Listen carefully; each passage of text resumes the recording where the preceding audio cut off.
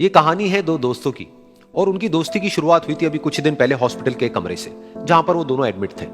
तो दोनों में से जो एक था उसको अभी कुछ दिन पहले एक पैरालिसिस का अटैक आया था, जिसकी वजह से गर्दन के नीचे की उसकी पूरी बॉडी पैरालाइज हो गई थी और वो अपनी एक उंगली तक नहीं हिला सकता था। और पूरे दिन जो भी नर्स उसके पास में आती वो उसको एक ही बात कहता कि मुझे कोई ऐसा इंजेक्शन दे दो जिससे कि मैं मर जाऊं, अब मैं और जीना नहीं चाहता, ऐसी जिंदगी का मैं क्या करूं।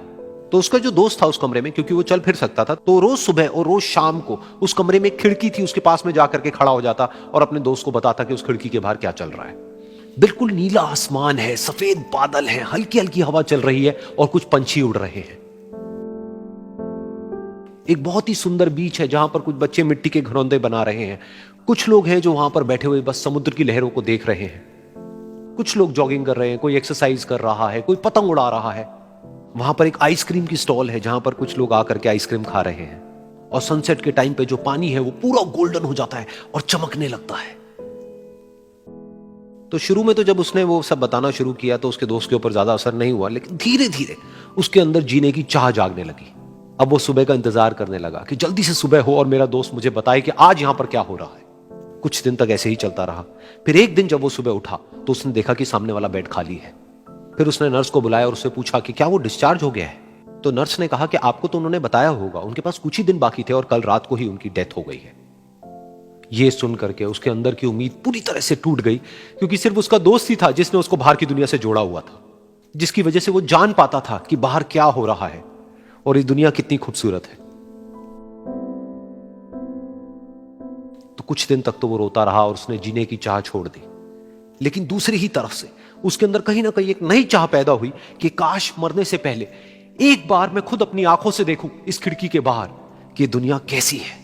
जैसे जैसे उसकी ये चाह बढ़ने लगी, उसको अपने अंदर एक अजीब सी एनर्जी महसूस होने लगी। और फिर एक दिन उसने अपनी पूरी ताकत लगा दी और किसी तरीके से वो बेड से नीचे गिरा और पकड़ पकड़ करके किसी तरह से उस खिड़की तक पहुंचा। फिर उस खिड़की को पकड़ करके वो खड़ा हुआ और खिड़की के बाहर देख लिया। लेकिन खिड़की के बाहर देखते ही वो गुस्से से भर गया। उसने जोर से नर्स को आवाज लगाई और जैसे ही नर्स आई उसने नर्स से पूछा, ये तुमने क्या किया, ये खिड़की के बाहर काली दीवार क्यों खड़ी कर दी।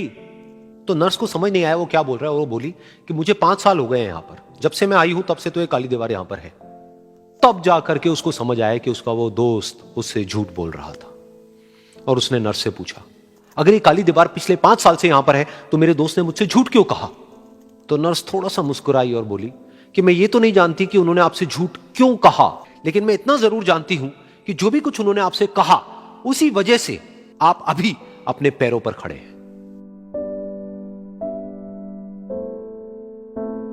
तो इस कहानी से हमको यह सीखने को मिलता है कि जो हमारे शब्द हैं, जो हमारे वर्ड्स हैं, जो हम अपने मुंह से बाहर निकालते हैं, उसमें इतनी पावर है जिसकी कोई हद नहीं है। वो किसी आदमी को गिरा भी सकते हैं और उसको उठा भी सकते हैं। तो अब आपके ऊपर है कि आप अपनी इस पावर को यूज करते हो या मिस यूज करते हो।